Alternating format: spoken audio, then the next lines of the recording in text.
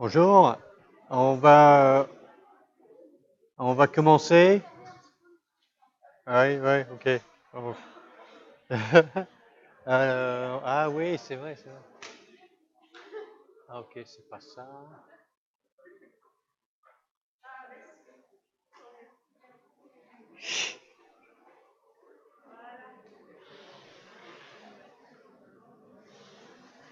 On laisse un peu de lumière quand même. D'accord.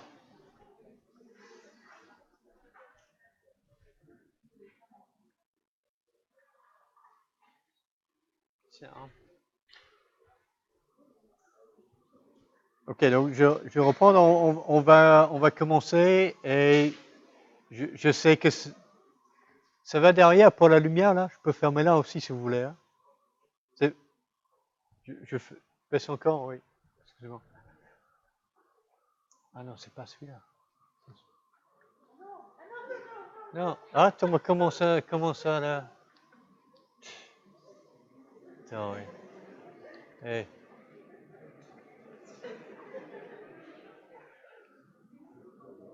ouais, attends. Là, ça va, là. Ok.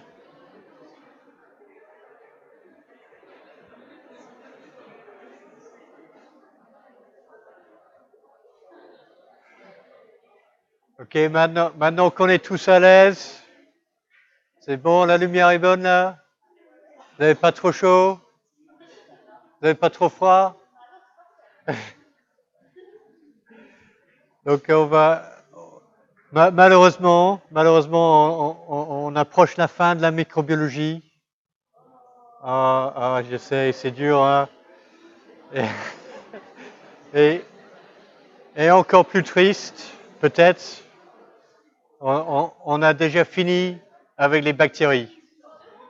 Ah bah les bactéries, bonjour les virus. Donc moi mes deux derniers cours avec vous, ça va être sur la virologie. Et aujourd'hui, on va commencer par une introduction générale qui, dont l'objectif est de vous présenter un petit peu, bon bah qu'est-ce qu'un virus et qu'est-ce qui distingue les virus de toutes les cellules, y compris les bactéries. Extrêmement important. Euh, Souvent, j'ai dit des copies des partiels et il y a des choses qui ne vont pas bien. Il y a une confusion qui persiste. Qu'est-ce que c'est qu'un virus? Qu'est-ce que c'est qu'une bactérie? Deux choses totalement différentes. C'est un peu comme, c'est encore plus fondamental que la différence entre cellules eucaryotes et cellules prokaryotes. Donc il faut être clair, quelles sont les composantes d'un virus, quelles sont les composantes d'une bactérie. Alors, on va faire un petit peu le point sur les techniques de base utilisées en virologie, comment on étudie des virus. Ensuite, on va devoir faire un peu de structure et classification des virus, beaucoup plus simple que la structure de la cellule bactérienne. Ça va être relativement court. Et on va terminer par un regard sur le cycle de réplication du virus, comment font les virus pour pousser, pour se répliquer.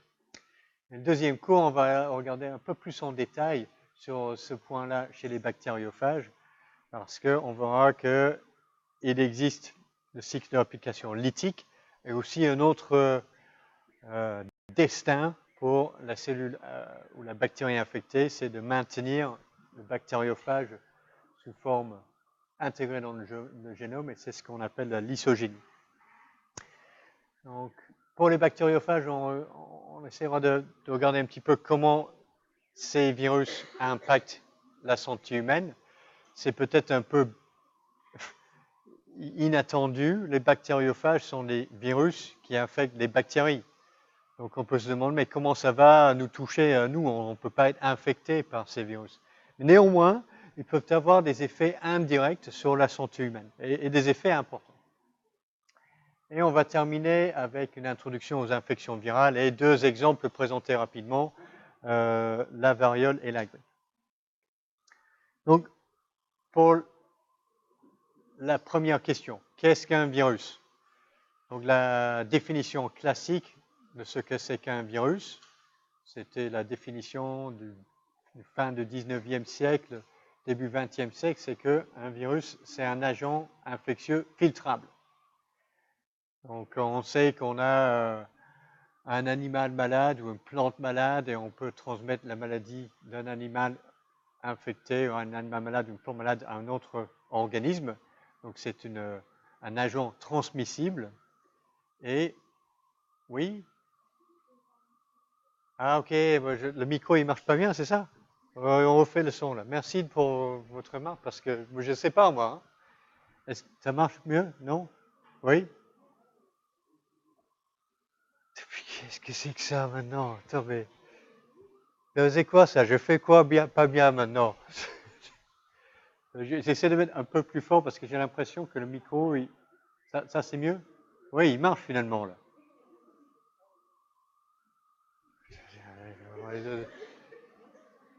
Vous voyez pas, mais j'ai un voyant en rouge là. Hein. J'ai peur, hein, j'ai peur que si je mange trop là, ça va être de la catastrophe. Si je vais, ça c'est bien. Ah ouais, ça, ça c'est bien ça. Ah ouais, on voit la différence là. Donc je vais essayer de rester de près, mais effectivement, si c'est inaudible, n'hésitez pas à m'interpeller et me dire, Docteur et monsieur, vous avez oublié le micro, quelque chose comme ça, d'accord? Donc, pour reprendre, donc, la définition classique d'un virus, c'est un agent infectieux filtrable, un agent transmissible filtrable. Et filtrable, ça veut dire quoi? Ça veut dire que si on passe notre extrait de plante ou d'animal infecté à travers un filtre qui est capable de retenir toutes les bactéries, ben, ce qui passe à travers reste encore infectieux. Tandis qu'une infection bactérienne, quand on prend, je sais pas, un broyat de foie ou d'intestin de quelqu'un infecté, on passe ça à travers un filtre, les bactéries sont retenues et le filtrant n'est pas infectieux. Donc ça, c'était la définition utilisée par peut-être Bajering au début du XXe siècle. Et c'était quelque chose basé donc sur la taille physique de la particule infectieuse. Donc, quelque part, l'idée derrière cette définition, c'est que les virus sont des agents infectieux plus petits qu'une bactérie. Donc c'est ça l'information là-dedans. Donc c'est ce que les microbiologistes ont utilisé techniquement comme définition pendant la première moitié du XXe siècle. Et petit à petit, on a commencé à travailler sur les virus et comprendre vraiment un peu mieux leur nature. Et c'était en 1957, André Lvov à l'Institut Pasteur a essayé de rassembler un petit peu qu'est-ce qui était connu de la biologie des virus à l'époque, en tenant compte de ce que c'était les nouvelles disciplines de l'époque, de la biologie moléculaire et un petit peu les nouvelles informations sur l'hérédité et la biochimie. Donc, la définition qu'a proposée Lvov, c'est plutôt une sorte de liste de caractéristiques, qu'est-ce qui caractérise un virus. Donc, Lvov, il a retenu le critère de taille physique de la particule infectieuse. Donc, pour Lvov, un virus, c'est un agent infectieux avec un diamètre inférieur à 250 nanomètres. Donc, c'est ça la partie agent infectieux filtrable. Il a noté que les virus sont des parasites intracellulaires obligatoires. Et c'est le cas parce que les virus ne disposent pas de la machinerie enzymatique pour générer de l'énergie métabolique. Et donc c'est pour ça que les virus sont totalement dépendants de leurs cellules hôtes. Une autre observation qui était nouvelle à l'époque, c'est que quand on purifie une particule virale, on regarde ce qui est à l'intérieur, on trouve un type d'acide nucléique, de l'ADN ou l'ARN, mais pas les deux à la fois. Ça, c'était radicalement différent par rapport à ce que vous voyez chez les cellules, que ce soit des bactéries ou des cellules eucaryotes. Et une autre chose qui était connue à l'époque, c'était que quand les virus se répliquent, ils ne se divisent pas par croissance de la particule virale et division binaire. Et donc le mode de réplication des virus, c'est totalement différent de ce que l'on peut retrouver chez n'importe quel type cellulaire. Et ça, c'est une distinction vraiment fondamentale entre les cellules et les virus. Vraiment, ces deux dernières choses-là, très particulières. Et je vais aussi rajouter que aucun virus code dans son génome pour de l'ARN ribosomal. Donc ça, c'est aussi une partie d'un petit peu ça. C'est pour ça que les virus sont des parasites obligatoires. Ils ne peuvent pas fabriquer leurs propres protéines.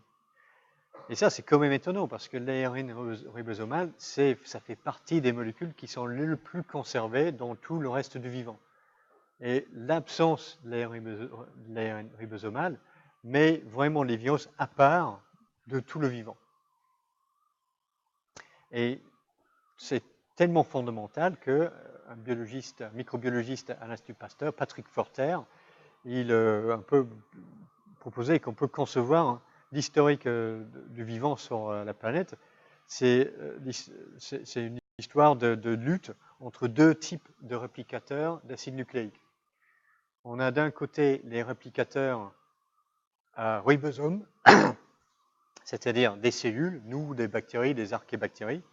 La vie cellulaire sont des organismes qui répliquent leur génome et ils fabriquent leurs protéines, ils ont des ribosomes. À côté de ça, on a des réplicateurs d'acide nucléique qui n'ont pas de ribosome. Et ça, ce sont des virus. Et les virus, ils sont forcément des parasites des cellules. Donc c'est un peu, pour Patrick Forter, c'est un peu la dichotomie fondamentale entre différents types de génomes, en quelque sorte. Donc ce que je vous propose de vous faire maintenant, c'est de regarder un petit peu chacune de ces lignes de la définition de Lvov pour regarder un petit peu les limites. Qu'est-ce qui permet vraiment de distinguer tous les virus de toutes les bactéries. Et on laissera ça un petit peu pour plus tard, quand on va regarder le cycle de réplication des virus. Donc, première chose, petite taille. Okay, donc, à l'époque de Lvov, ça c'était vrai, je pense. C'est-à-dire que tous les virus connus avaient un diamètre inférieur à 250 nanomètres et toutes les bactéries étaient plus grandes que ça. Donc, si on regarde un petit peu sur l'échelle, là, les plus petits virus ont une particule avec un diamètre d'environ 20-18 nanomètres. Et les plus gros virus connus, c'était les poxvirus. Donc ça, c'est la barre, là, ça c'est 200 nanomètres. Donc on est à peu près à la limite, ici, peut-être 250 nanomètres de diamètre et peut-être 300-350 nanomètres de longueur. Donc ça tient à peu près bien dans la limite. Ça touche la limite supérieure, mais ça tient encore bon. D'ailleurs, ces particules-là, on peut les apercevoir en microscopie optique, ce qui n'est pas le cas pour l'immense majorité de virus. L'immense majorité de virus, leur diamètre va être bien entre 200 et 20 nanomètres de diamètre. Donc à l'époque de Lvov, c'était bien, mais depuis, on a trouvé des exceptions dans les deux sens. Donc tout d'abord, on a regardé quelques petites bactéries, telles que les mycoplasmes. Donc ça, c'est une image en microscopie électronique d'un mycoplasme, un type de bactérie sans paroi. Et là, la barre est à 100 nanomètres. Donc on a quelque chose ici qui a un diamètre inférieur à 250 nanomètres. En termes de taille et de complexité interne de sa structure, on ne pourrait pas dire si ça c'est un virus ou si ça c'est une bactérie, juste à l'image là. Donc les plus petites des bactéries sont à peu près à la frontière de cette démarcation entre qu'est-ce que c'est qu'un virus, qu'est-ce que c'est qu'une cellule. Et par la suite, depuis une vingtaine d'années, on a découvert quelques virus véritablement géants. Et le plus grand jusqu'à ce jour s'appelle le Pandoravirus.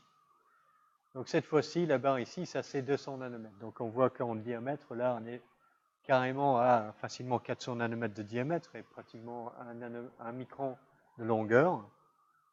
Et ce truc-là, c'est quand même un virus.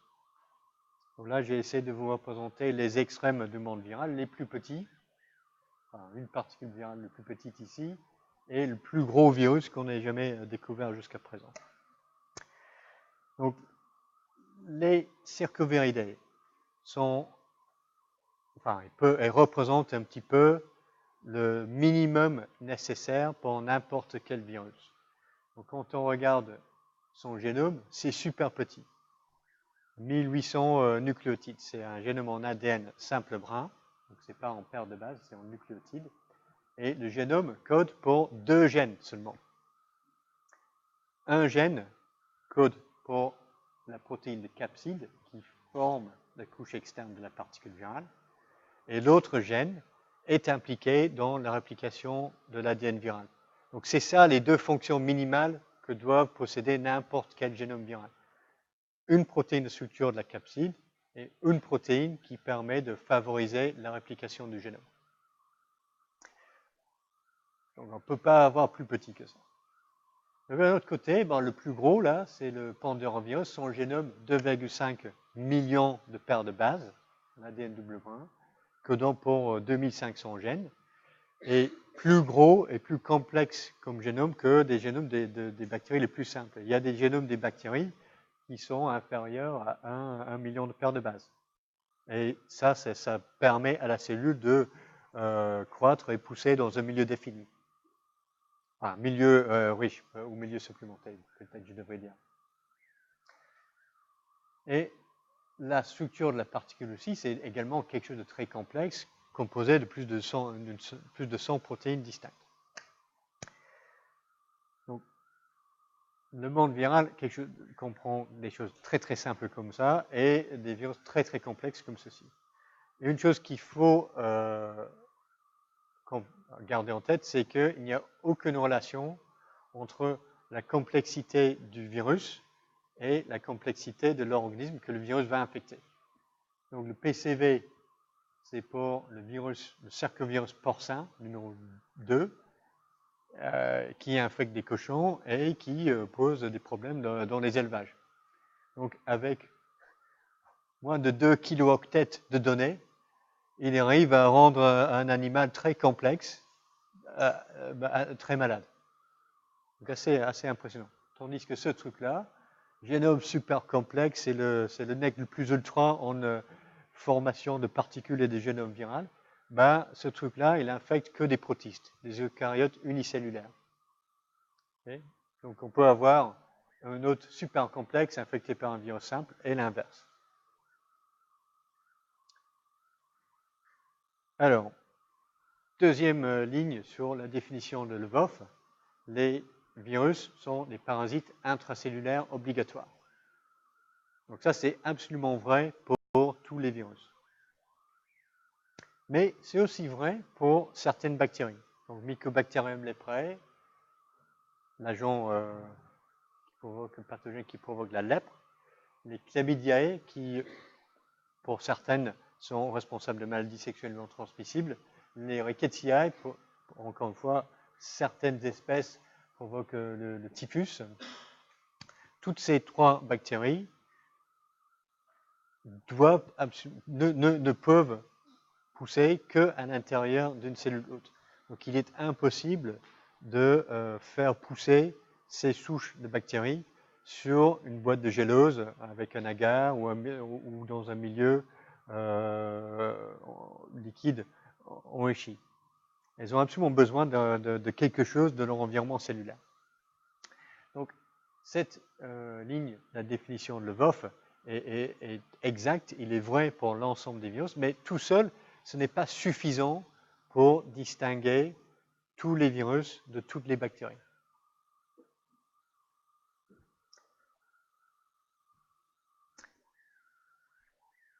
Absence d'équipement enzymatique pour la génération de l'énergie métabolique et la synthèse des protéines. Donc, ces bactéries bactéries parasites intracellulaires, certainement synthétisent toutes leurs protéines elles-mêmes à l'intérieur de la bactérie et pour la plupart génèrent leur propre ATP en piquant des ressources à la cellule hôte. Bon, l'exception un petit peu, ce sont les rickettsia qui ont un simple porteur dans la paroi de la bactérie. Donc la bactérie va exporter de l'ADP et importer de l'ATP. C'est l'inverse d'un ribosome. En fait, elle ne génère pas son propre ATP. Elle l'importe. Par contre, chez les virus, tous les virus sont totalement dépendants de la bactérie, de la cellule hôte, pour générer de l'énergie métabolique et synthétiser les protéines et les membranes qui peuvent faire partie de la particule virale.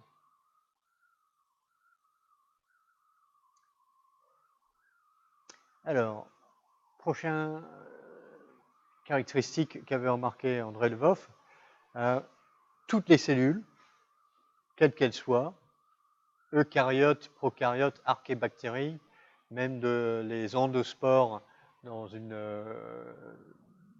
une forme déshydratée et latente, possèdent et comprennent trois types d'acides nucléiques, non, deux types d'acides nucléiques, un génome en ADN double brun et trois types d'ARN, les ARN ribosomaux, ARN messagers et les ARN de transfert. Donc on a stockage d'ADN dans le génome en ADN double brun, traduction assurée par un système basé sur l'ARN. Toutes les cellules ont ça. Quand on a commencé à purifier, isoler les particules virales, vous pouvez les purifier et les visualiser en microscopie électronique. On casse la particule virale chimiquement et on essaie de voir ce qu'on a à l'intérieur.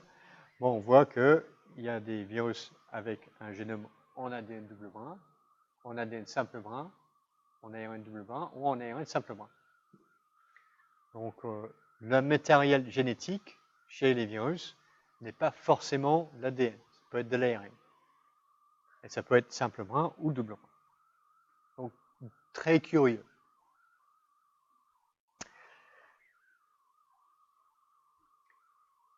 Donc, j'ai commencé à un peu vous dire, voilà, si on purifie des virus, on peut les visualiser. Mais ça pose un petit peu la question, comment on fait pour étudier les virus? Et il y a vraiment deux problèmes fondamentaux. Le premier, c'est que les particules virales sont trop petites pour être visualisées directement par microscopie optique. Une chose que vous avez tous fait ou vous allez tous faire en TP, c'est de prendre une culture de bactéries et de le regarder au microscope et on peut les voir, on peut voir les bactéries. Ce n'est pas le cas pour les virus. Ça, c'est un problème. Deuxième problème, c'est que les virus ne se répliquent qu'à l'intérieur d'une cellule hôte. Ça veut dire que l'on ne peut pas vraiment cultiver les virus sur un milieu, sur un bouillon de culture ou les étaler sur une boîte de pétri pour les isoler de façon pure. Donc ça, c'est compliqué, ça. Donc il y a deux types d'approches qu'on peut utiliser pour étudier les virus. D'abord, l'idée, c'est de les produire en grande quantité, les purifier. Donc purifier des particules virales infectieuses et ensuite les analyser par des techniques physico-chimiques et voir en quoi elles consistent, ces particules. Et le deuxième type d'approche, c'est de comprendre comment ils font pour se répliquer. Donc ça, on ne peut pas le faire avec la particule virale toute seule. Il faut absolument analyser le virus en contact avec la cellule hôte ou dans l'organisme infecté. Donc c'est pour ça que c'est ça que je veux dire in situ. Ça veut dire le virus et sa relation avec l'hôte infecté. Et le type de manip que l'on fait dans ce cas-là, c'est, j'aurais dû faire ça en diapositive, mais en gros, ça c'est le temps là, ok? À notre temps 0, on va mettre le virus dans la culture, sur les cellules, dans l'organisme, quelque chose comme ça. Donc ça, c'est notre T0. Et à différents temps, on va prélever notre culture de cellules infectées et on va regarder à différents temps quelles sont les protéines virales que j'ai exprimées, enfin, qui sont exprimées, quels sont les gènes viraux qui sont exprimés, est-ce que j'ai le même nombre de copies d'ADN ou d'ARN génomique viral. Et petit à petit, avec ce type de manip, on peut avoir une idée que, bon, bah, après tel temps, là, les copies d'ADN vont monter comme ça. Avant ça, je vais avoir tel ou tel gène exprimé. Et on commence à comprendre comment ça marche, la réplication virale dans une cellule hôte.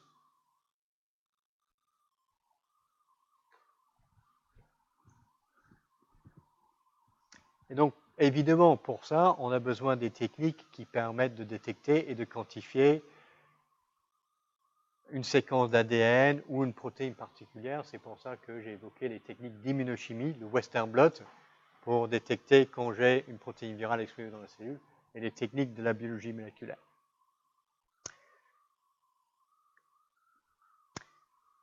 Mais même néanmoins, ce type de technique et ce type de technique, toutes les deux ont besoin d'avoir des particules virales infectieuses purifiées.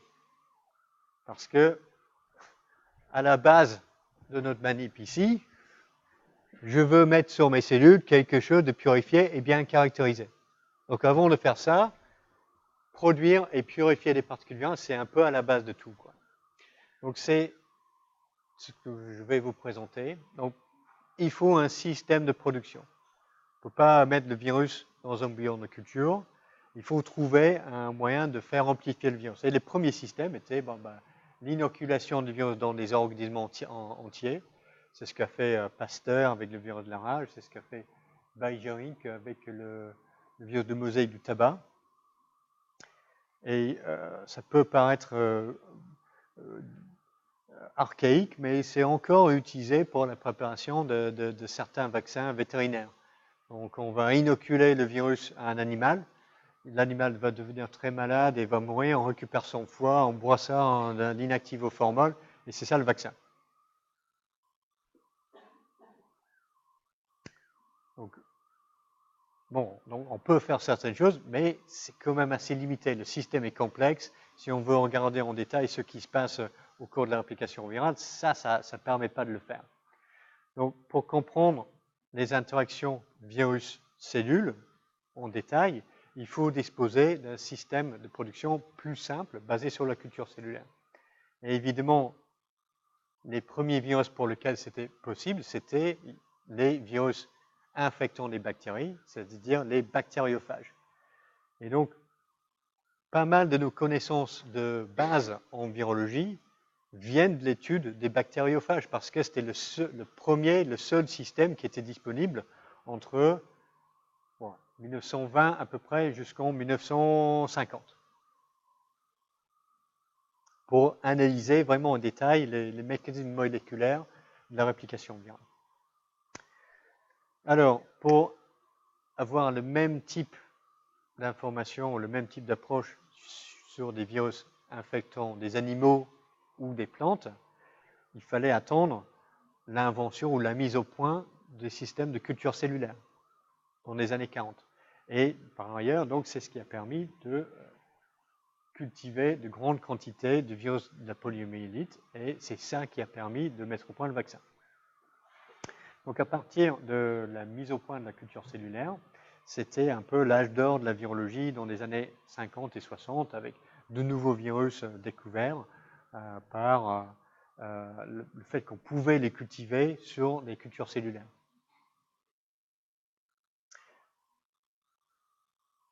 Donc on a un système de production qui permet d'amplifier la quantité de virus dont on dispose.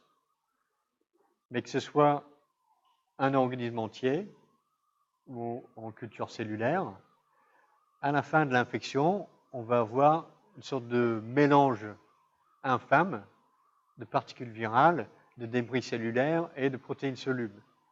Donc, la prochaine étape, c'est de purifier notre particule virale infectieuse à partir de cette soupe. Donc, la première étape, donc, ce que je vais vous présenter, c'est un petit peu la technique classique, toujours utilisée en virologie aujourd'hui.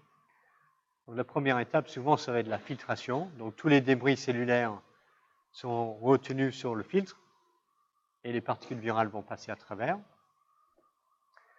Ensuite, on va séparer les particules virales de protéines solubles par l'ultracentrifugation sur gradient.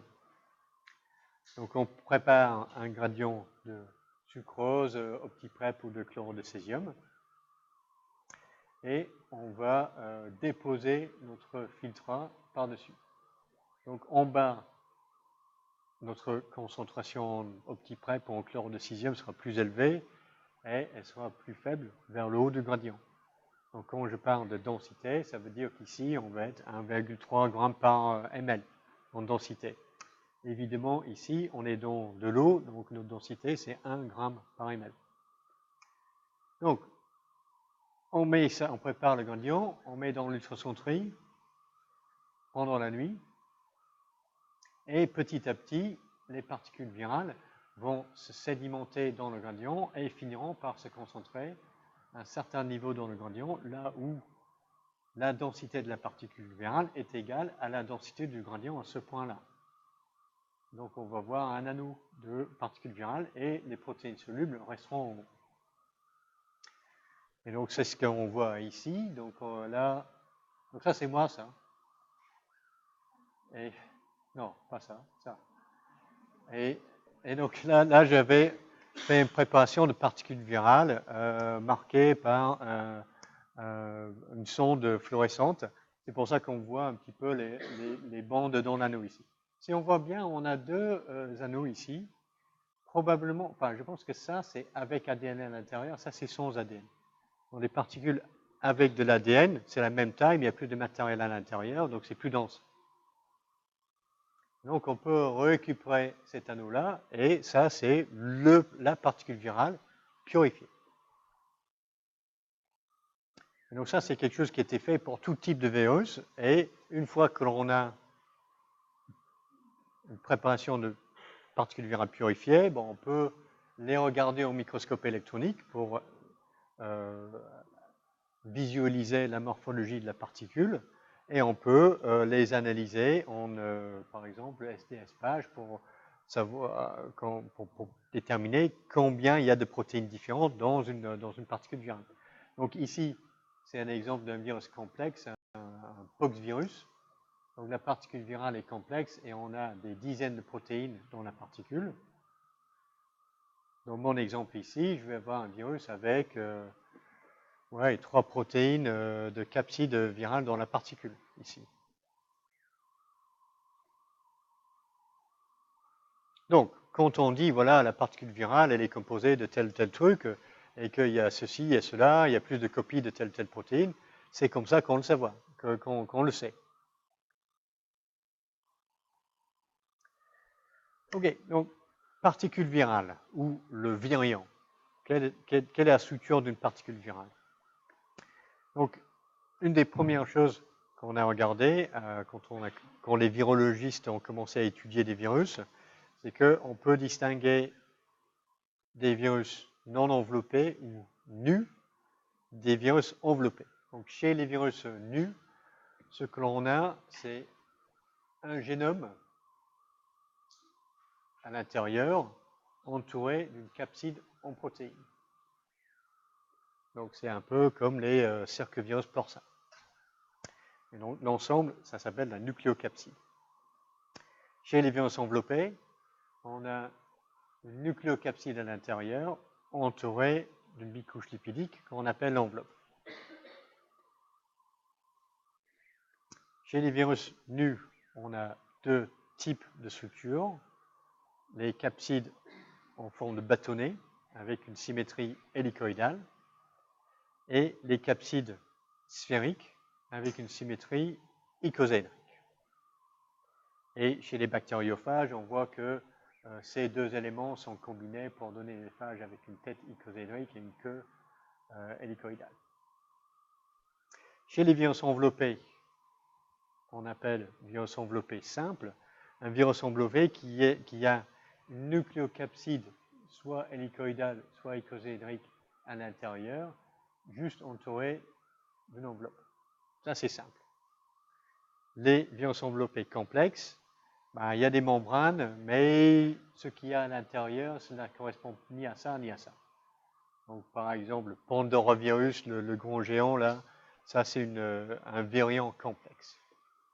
Pareil pour les poxvirus. Et la visualisation de particules virales, de virions, c'était un peu la première étape dans la classification de virus. Parce qu'on a remarqué que certains virus avaient la même forme en microscopie électronique et on commençait à distinguer certaines familles de virus en fonction de leur apparence en microscopie électronique. Donc les Arenaviridae, bon, ils ne se battaient pas avec, en duel devant le César, mais ils avaient un air, donc l'intérieur de la particule avait l'air un peu sableuse. L'arena, c'est le sable. Coronaviridae, les glycoprotéines de l'enveloppe forment une sorte de couronne, et les Caliciviridae, la capside, montre une sorte de forme de coupe vers l'extérieur de la capside. Donc on a des familles de virus qui étaient identifiées d'abord par leur morphologie microscopique. Alors, 2 mots sur les capsides hélicoïdales et icosaédriques. Donc, la fonction primordiale de la capside, c'est de protéger l'acide nucléique viral, de protéger le génome. Le protéger de quoi? Des attaques chimiques ou enzymatiques. Et quand le virus doit être transmis d'une personne à l'autre, d'un hôte à l'autre, le virus doit résister à l'extérieur d'un organisme vivant ou à l'intérieur d'un organisme. Et donc, du coup, il y a un environnement chimique, il faut résister à ça. À l'intérieur d'un organisme infecté, le virus doit être transmis d'une cellule à l'autre, et à l'extérieur des cellules, dans le plasma, par exemple, on a des RNases et on a des DNases. Une molécule d'ARN viral qui est libérée comme ça à l'extérieur ne va pas durer très longtemps. Donc, pour protéger le génome viral, il faut l'entourer d'une couche de protéines. Alors, chez les capsides hélicoïdales, le concept, c'est très simple. C'est que l'ARN ou l'ADN, c'est une longue molécule linéaire. Et ce que l'on peut faire pour la protéger, c'est de filer ou l'entourer d'une spirale de protéines. Donc je dessine comme ça, mais chaque bout du spirale, ce sont des copies d'une protéine de capside qui sont ajoutées l'une après l'autre.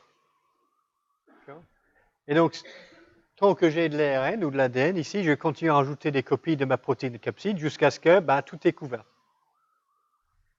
Et comme ça, on protège le génome. Donc ça, c'est exactement ce qui se passe chez, par exemple, le virus de mosaïque du tabac et de nombreux virus nus hélicoïdales chez les plantes. Et la protéine de capside forme spontanément des anneaux. Lorsque ces anneaux interagissent avec l'ARN génomique du virus,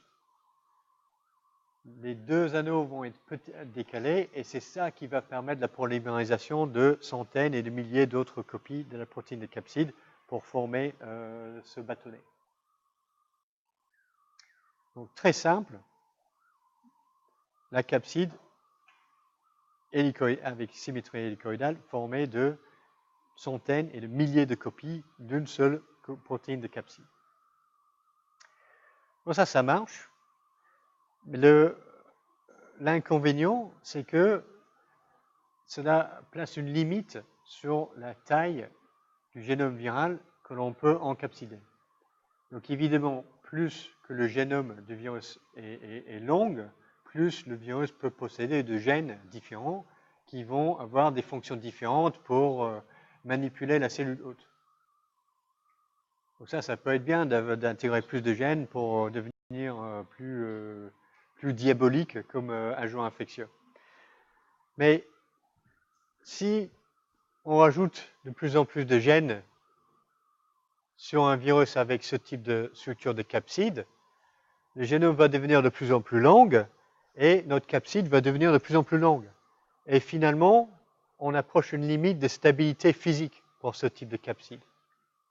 Et ça pose une limitation sur la taille des génomes qui peuvent être encapsidés.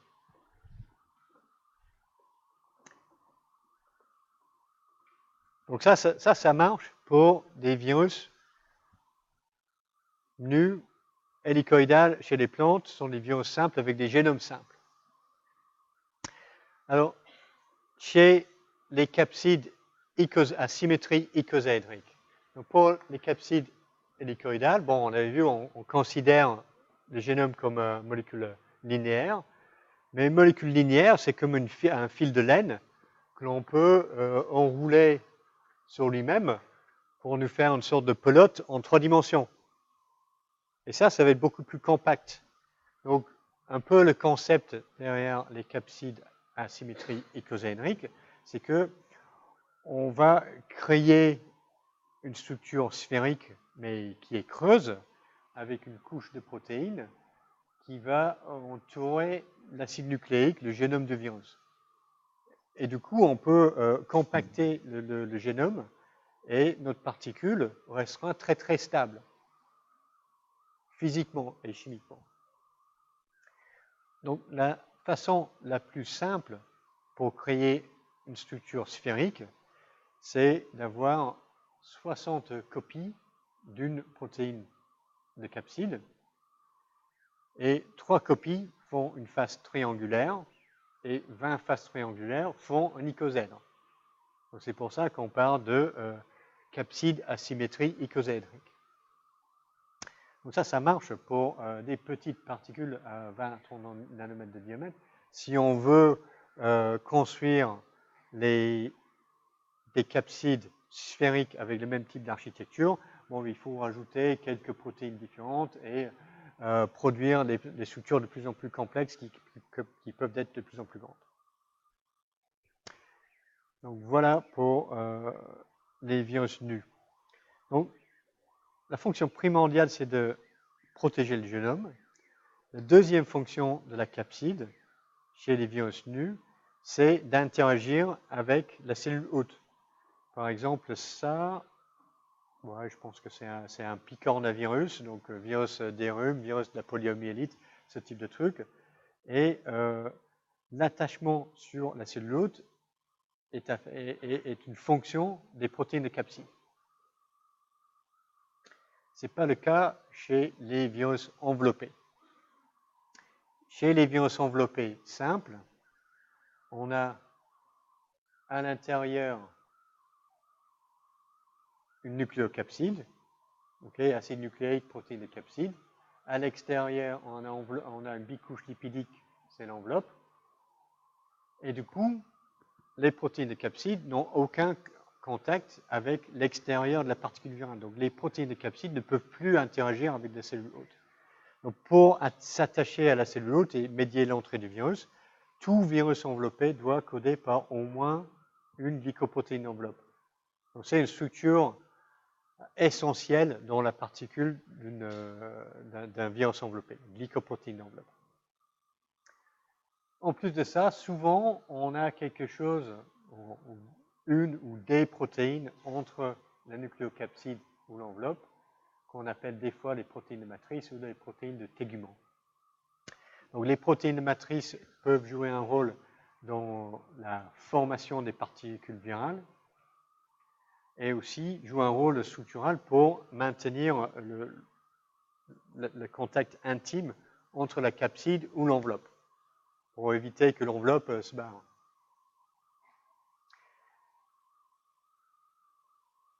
Ok, donc ça suffit pour moi. Pour voir si vous avez écouté quelque chose, je vous propose ces petites questions.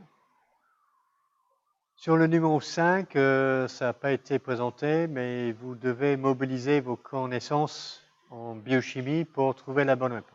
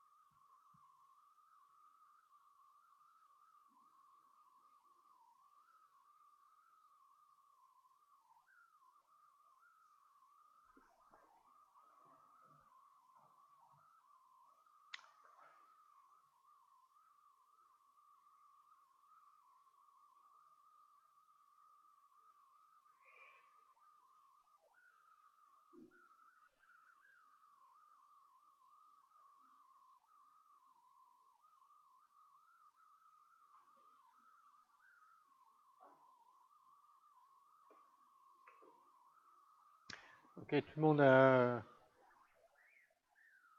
réfléchi un petit peu à ça. Ok. Alors, 1. Tous les virus enveloppés ont au moins une glycoprotéine enveloppe. Qui dit oui? Qui dit non? Vous avez raison, c'est oui. La capside d'un virus est composée soit de polysaccharides, soit de polypeptides. Qui dit oui? Qui dit non? Ouais, vous avez raison, c'est non. Donc ça, je mets cette question-là parce que ça, c'est vrai pour la capsule chez les bactéries, d'accord? Capsule, capside, c'est à peu près le même mot, mais ce sont deux structures différentes. Et tous les ans, dans les partiels, il y a quelqu'un qui veut dessinez-moi la structure d'un virus enveloppé. Il y a des gens qui mettent capsule dans la légende d'une particule virale. Donc il ne faut pas se tromper sur ça. Donc capside, c'est chez le virus. Capsule, c'est chez la bactérie. La capside est toujours en protéines. Alors, tous les virus sont des parasites intracellulaires facultatifs. Qui dit oui? Qui dit non? Oui, vous avez raison. Obligatoire. La fonction principale de la capside est de protéger le génome viral. Qui dit oui? Oui, c'est ça la fonction primordiale de la capside. Alors, dernière question. Les virus nus sont plus résistants aux détergents que les virus enveloppés. Qui dit oui? Qui dit non? Il y a beaucoup de non. Qui dit je ne sais pas. Ok, ouais, quelques-uns. Donc j'ai plus de non. Ok. Quelqu'un qui dit non, vous pouvez m'expliquer pourquoi? Okay.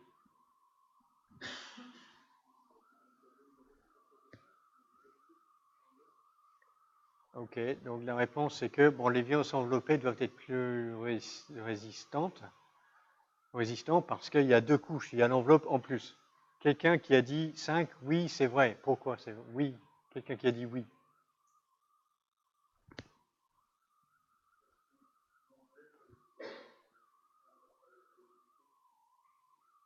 C'est un facteur de fragilité. Oui, c'est vrai, mais pourquoi? C'est pourquoi? Parce que là, la proposition, c'est que bon, les virus nus sont plus résistants. Ça veut dire que les virus enveloppés sont plus fragiles. Si ça c'est vrai, pourquoi c'est vrai? Oui?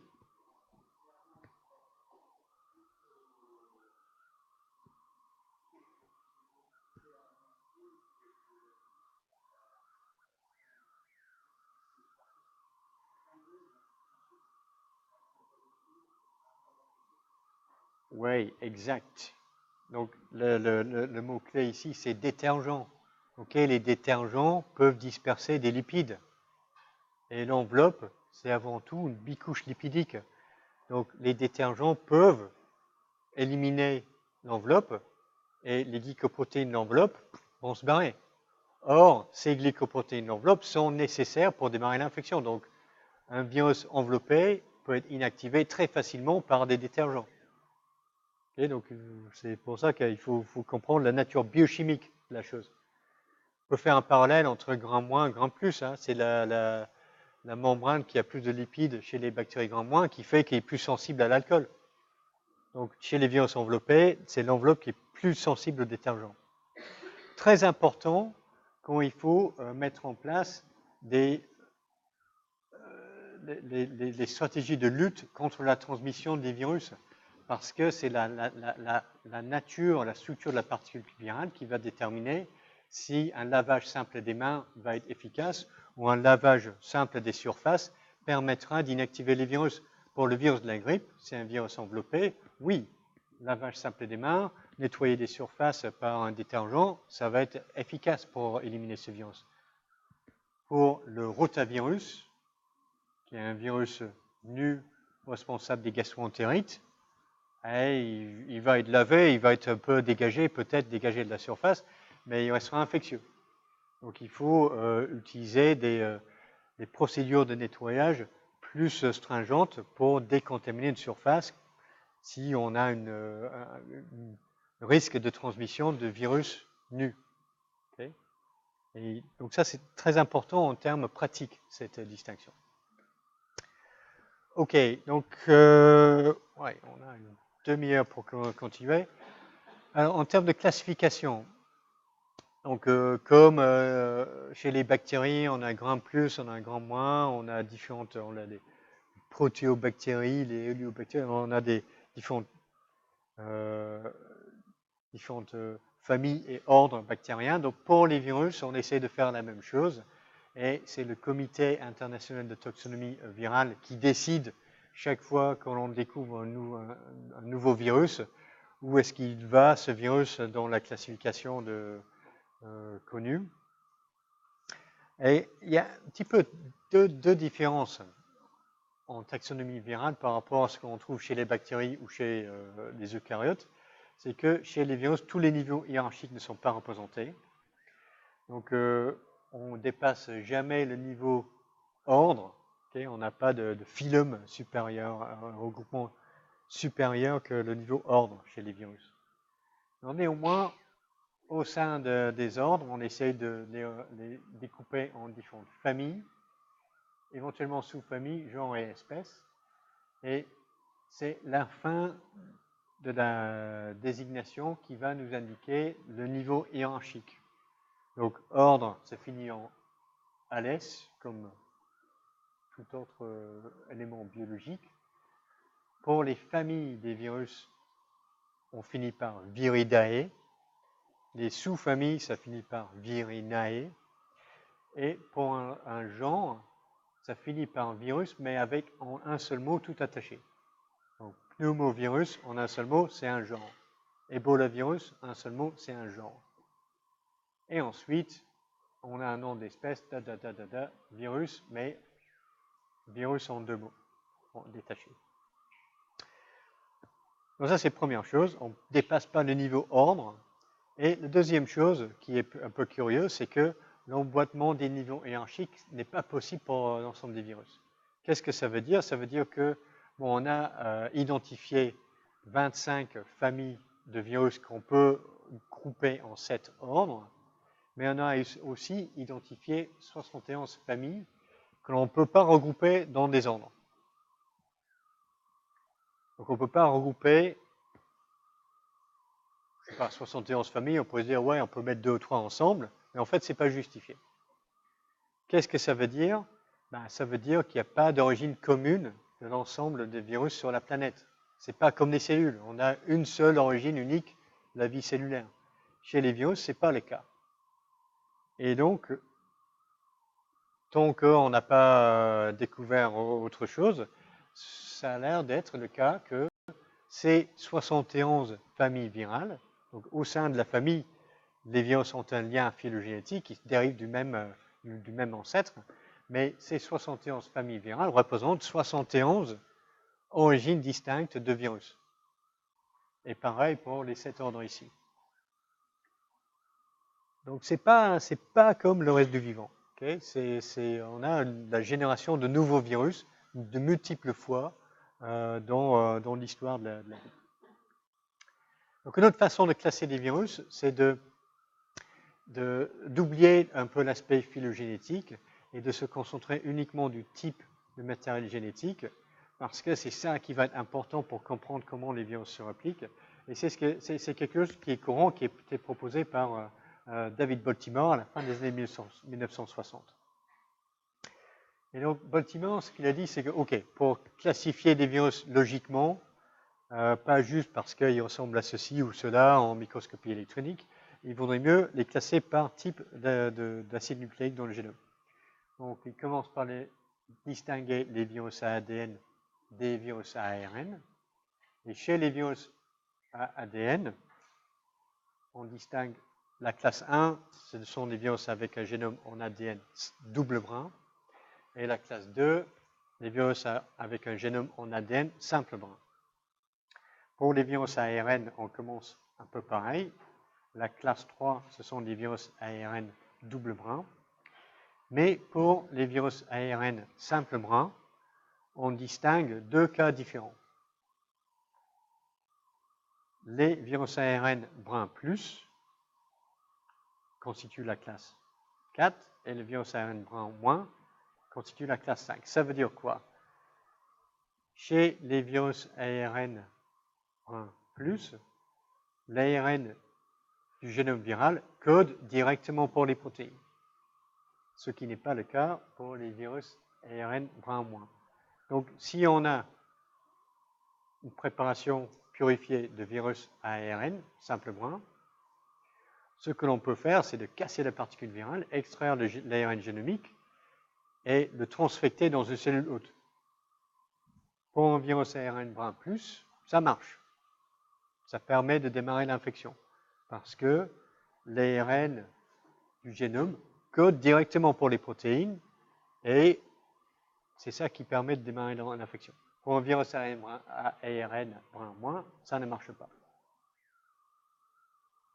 Donc, initialement, dans sa classification, David Baltimore avait mis 5 classes de virus, selon leur type de génome, et il pensait que tout était fini jusqu'à la découverte des rétrovirus, qui sont des virus avec un génome en ARN dans la particule virale, mais qui se impliquent via un intermédiaire en ADN dans la cellule infectée.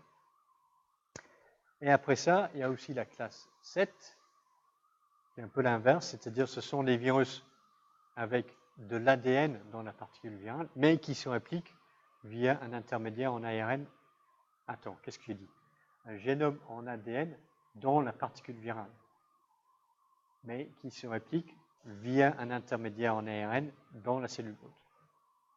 Et des fois, on regroupe les classes 5 et les classes 6 sous le terme de virus à rétrotranscription, parce qu'à un moment donné, pour les virus de classe 5 et de classe 6, il faut que le virus copie son matériel génétique d'ARN en ADN.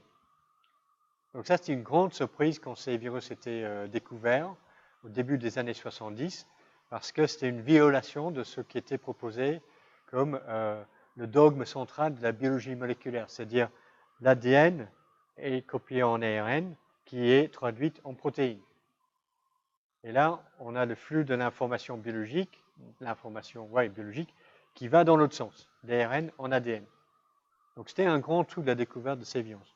Prix Nobel, 1973, 72, pour qui? Vous pouvez deviner? Pour David Baltimore.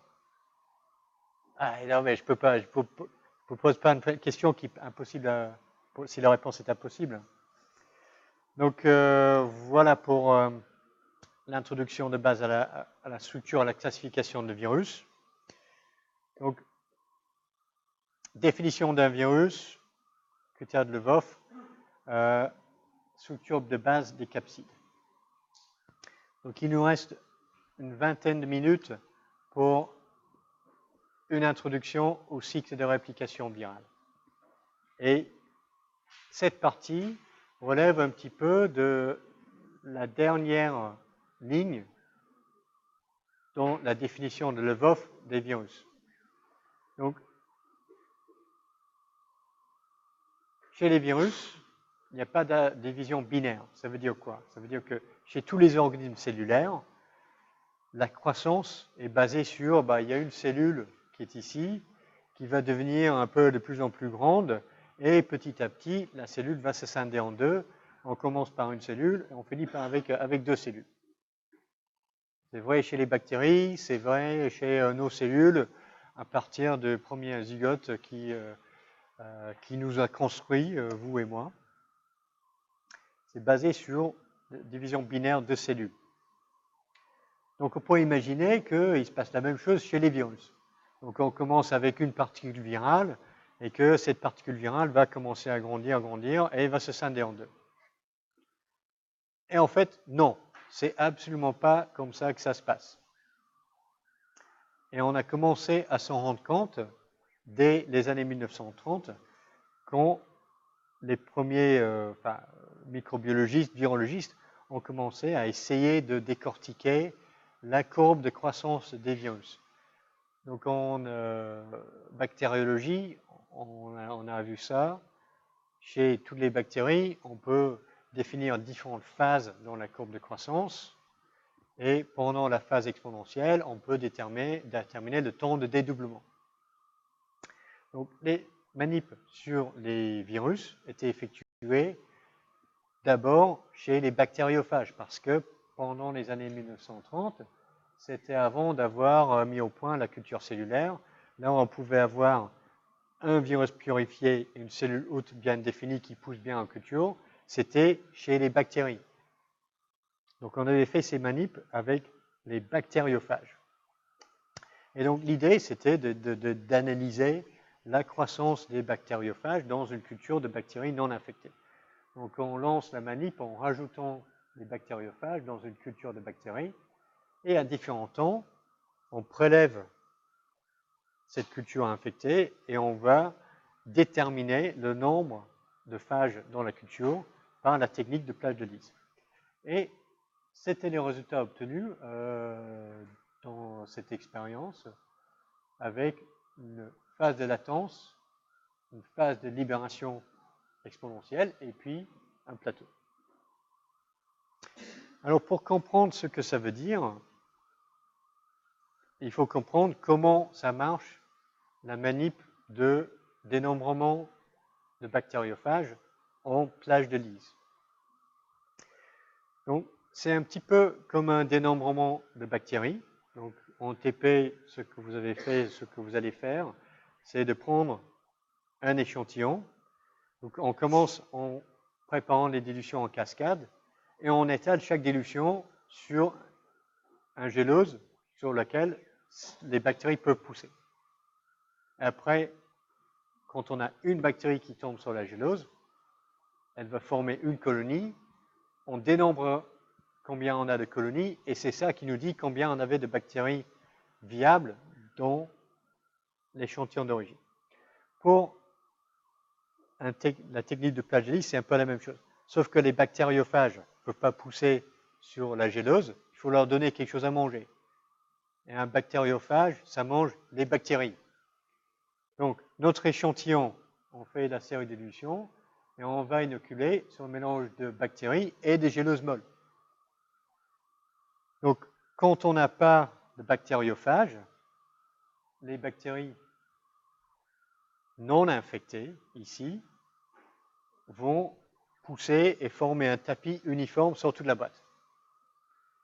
Quand on a énormément de bactériophages, toutes les bactéries sont infectées et on a quelque chose qui est totalement lisé. Mais à un moment donné, on aura quelque chose comme ça, donc on aura un tapis bactérien qui est interrompu par des trous dans le tapis de bactéries, et ça, c'est une plage de Lise. Donc, on dénombre les plages de Lise. Alors, une plage de Lise, ça correspond à quoi exactement?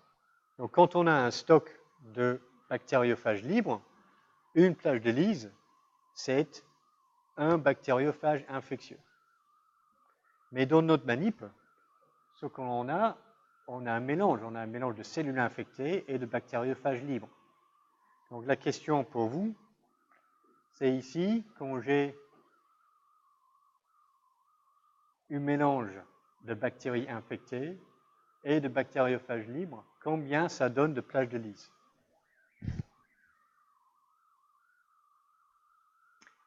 Et donc il y a trois possibilités. Donc, ce que je vous demande de faire, c'est de compter combien de plages de Lise vont être observées dans chaque un de ces trois cas, et ensuite de me dire quel est le plus vraisemblable, selon vous.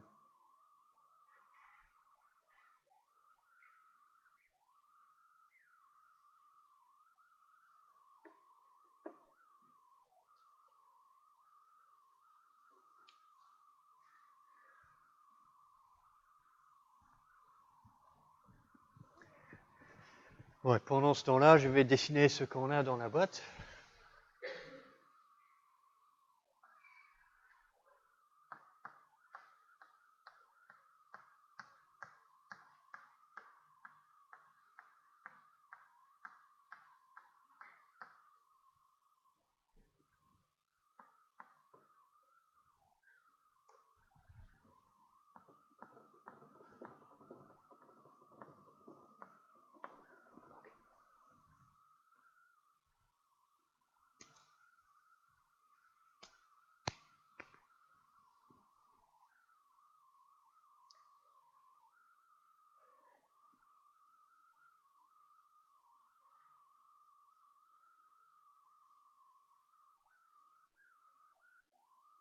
Vous êtes prêts là pour démarrer?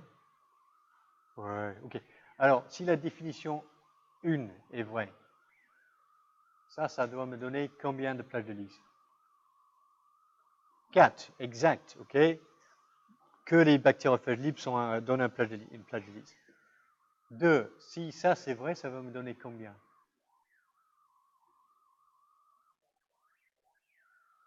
8, voilà. Si la définition 2 est vraie, ça doit me donner 8 plages de Lise. Parce que 1, 2, 3, 4 et 4 à l'intérieur de la bactérie. Et la 3, si ça c'est vrai, on doit observer combien de plages de Lise? 5, exact. Ok, donc on a 3 possibilités. Qu'est-ce qui va se passer en fait? Quelle est la bonne réponse? 3, c'est ça la bonne réponse. Oui, merci. Donc, ce que l'on met sur la gélose avec une taux de bactéries non infectées, c'est une bactérie infectée et 4 virus libres. Donc, cette bactérie infectée, elle va tomber là.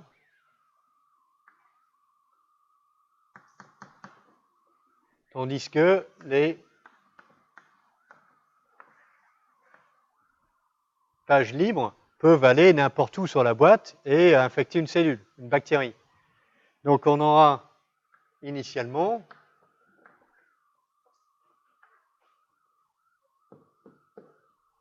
cinq bactéries infectées au départ, et petit à petit, lorsque ces bactéries vont s'éclater et infecter d'autres bactéries à proximité, ça va nous donner 5 plages de Lise. Okay? C'est ça. Donc, une plage de Lise représente un bactériophage libre ou alors une bactérie infectée, quel que soit le nombre de phages. Oui.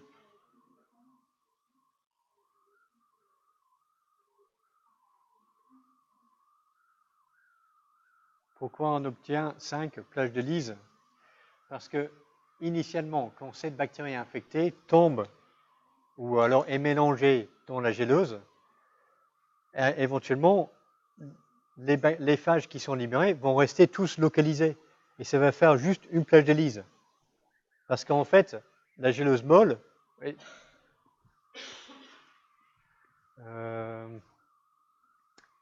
qu'est-ce qui va se passer avec ces bactériophages qui sont à l'intérieur? À un moment donné, ils seront libérés, ces bactériophages. Mais ça va infecter que des cellules à côté. Et si on avait un seul, au départ, peu importe, ça va infecter une cellule, ça va s'étendre, mais localement. Donc si j'ai 4 ou 400 à l'intérieur de la bactérie infectée, ça va faire juste une seule plage de Lise. Et pas 4, et pas 400. Parce qu'elles sont localisées dans la bactérie. Elle ne peut pas se disperser avant le début de la manip. Donc ça, c'est important pour comprendre la suite.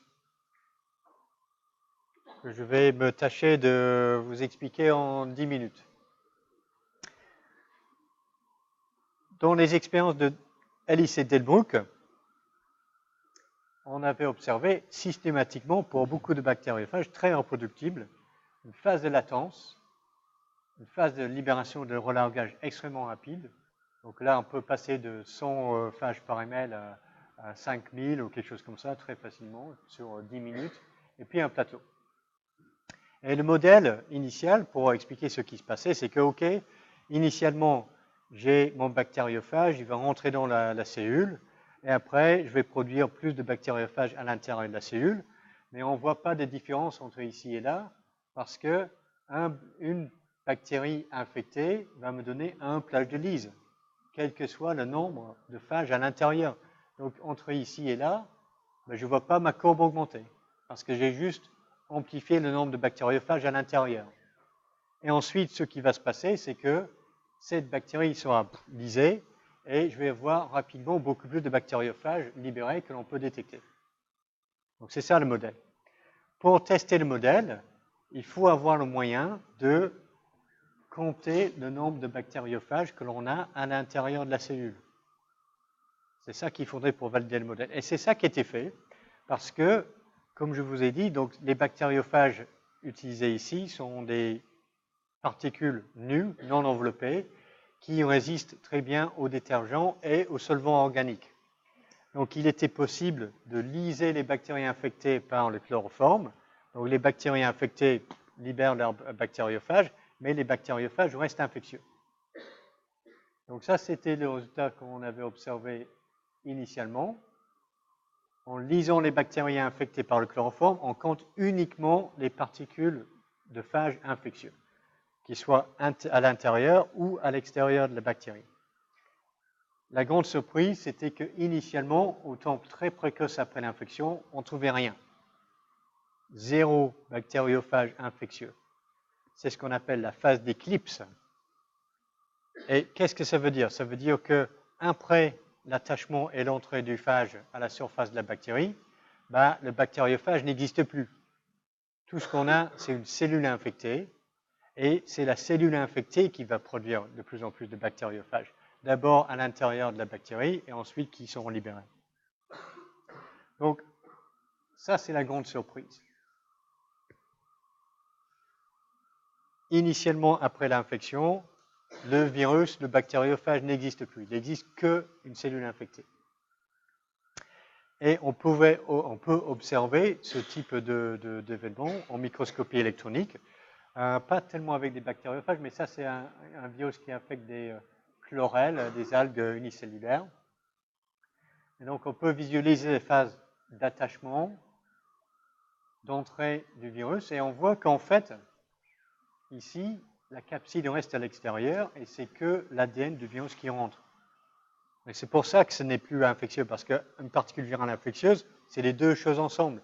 C'est la capside et le génome.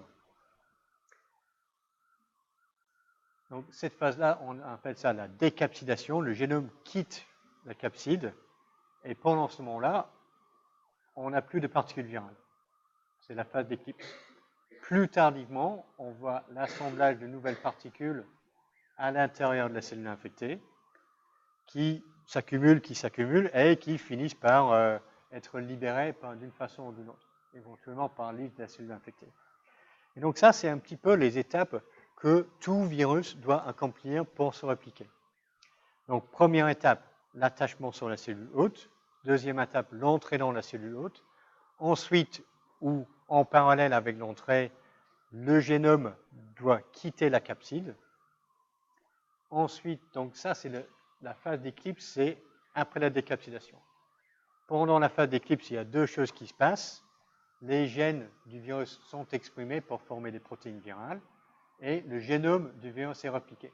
Et ensuite, on a les composantes et on reforme des particules virales qui sont exportées. Donc, pour mettre ça à l'échelle humaine, c'est comme si, moi, je montais dans ma voiture et je partais sur le chantier naval à Saint-Nazaire. Vous voyez, comme ça. Je me fais passer pour un employé du chantier à l'entrée. Donc ça, ok, j'ai ma tâche, il me laisse rentrer, donc je rentre dans le chantier naval. Quand j'arrive au centre de management central, là, je ne sais pas où c'est, je quitte la voiture, je sors, ça c'est la décapsidation. Et ensuite, je vais devoir faire deux choses. D'une part, je modifie la production de toute l'usine, de tout le chantier, pour construire, non pas des navires, mais de construire de nouvelles voitures à Doria McIlroy. Donc j'exprime mon génome, et je vais convertir tous les employés, tout le monde qui bosse sur le chantier, en copie conforme de Doria McIlroy. Ensuite, chaque copie de Dorian McIlroy rentre dans sa voiture, on se barre et on fait exploser le site. On fait une libération par lyse. Donc ça, c'est le cycle de réplication virale lytique. Donc, voilà, ça est bien dans le temps là. Donc, la différence fondamentale,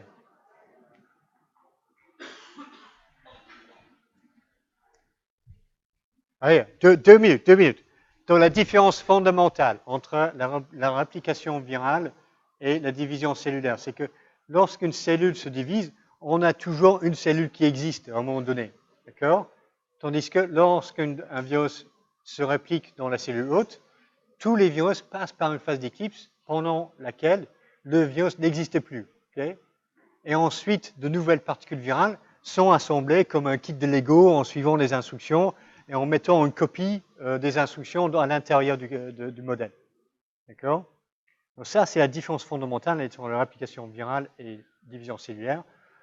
On a compris ça petit à petit et ça a démarré avec des manips, avec des bactériophages et des bactéries et les tests, la manip de plage de Lise. Et pour n'importe quel virus, il doit absolument accomplir toutes ces étapes. Si on veut développer une molécule antivirale qu'on utilise pour soigner des infections virales, ben, il doit bloquer une de ces étapes.